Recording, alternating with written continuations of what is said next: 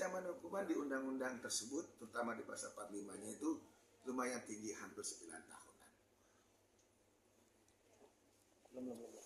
Bang, lagi marak nih kan bang ya, kasus-kasus skincare ini pada menyebar luaskan isi-isi chat pribadi, chat juga, percakapan juga nih bang. Nih kita kan percakapan itu kan bisa sebar, bertrofi juga. Nah, ada apa nih bang menurut abang nih dalam dunia? Kalau saya lihat, ini ada ketakutan dari dunia skincare yang memang kebongkar atas perkataan atau cuitan Nikita Mirzani.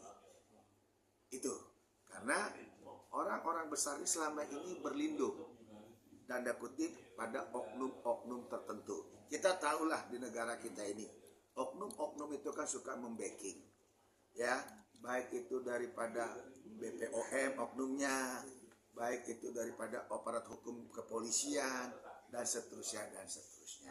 Nah, oknum-oknum ini yang tadinya posisi nyaman, posisi aman, terusik dengan ada blast, dengan ada keluar cuitan Nikita Mirzani. Nah, biar bagaimana nyamannya, bisa bayangkan nggak? Produksi kita katakanlah cuma 100.000, barang itu dijual 500.000, udah ada untung 400.000 satu orang. Kalau dia jual paketan, ada beberapa item, itu sudah naik keuntungannya untuk satu jenis, satu produk. Nah, kalau yang membeli satu hari bisa 100 orang saja, bayangkan peredaran uang per hari berapa miliar, dikali 1 bulan.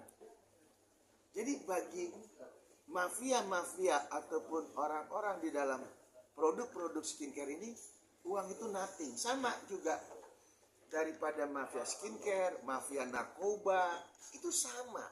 Sama juga kayak mafia tanah, mafia hukum, itu sama.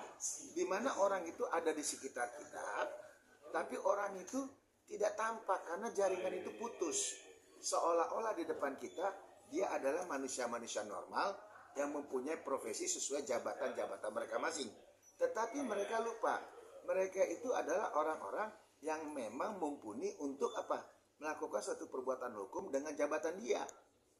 Nah, ini yang sangat laten.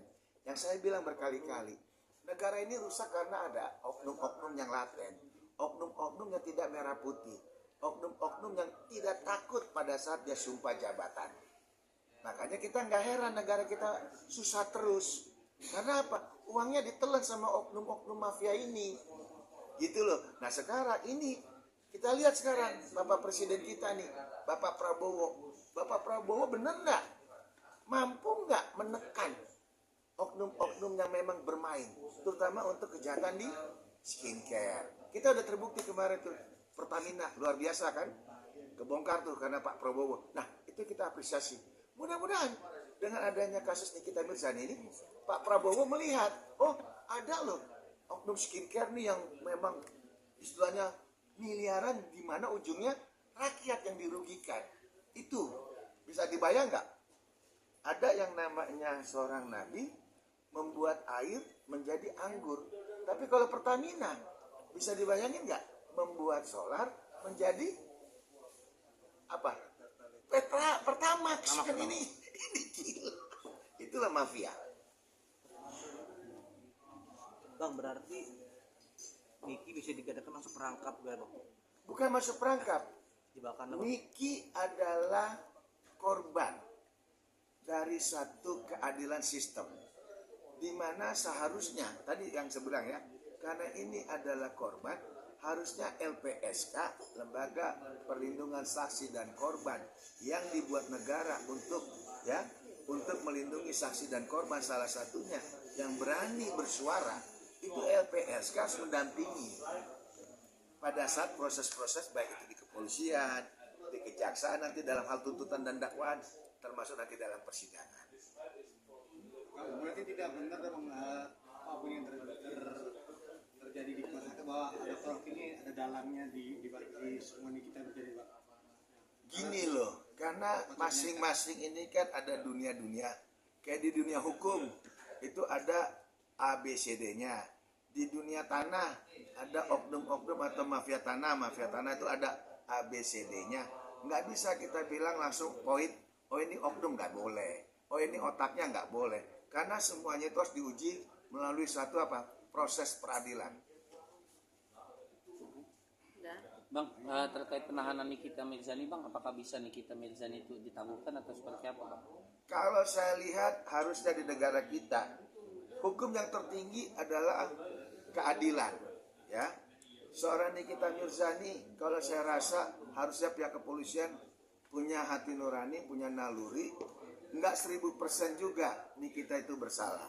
Artinya dia mencoba mereview, dia mau mencoba speak up, tapi disalahgunakan sama orang-orang tertentu, terutama orang dekatnya mungkin, sehingga dia jadi korban. Harusnya sih kalau soal penangguhan, ya mudah-mudahan Bapak Kapolri dengar. Ini harusnya bisa diselesaikan, artinya bisa ditangguhkan sementara proses hukumnya berjalan. Harusnya, karena yang paling tinggi itu adalah deklarasi human rights. Human rights itu adalah hak asasi manusia. Hak asasi manusia itu yang paling tertinggi dari segala hukum yang ada. Saya bilang kita bisa mengajukan penahanan gitu, Bang. Saya rasa kalau pengajuan penahanan itu kan memang diatur di KUHP. Kita undang-undang hukum acara juga itu ada.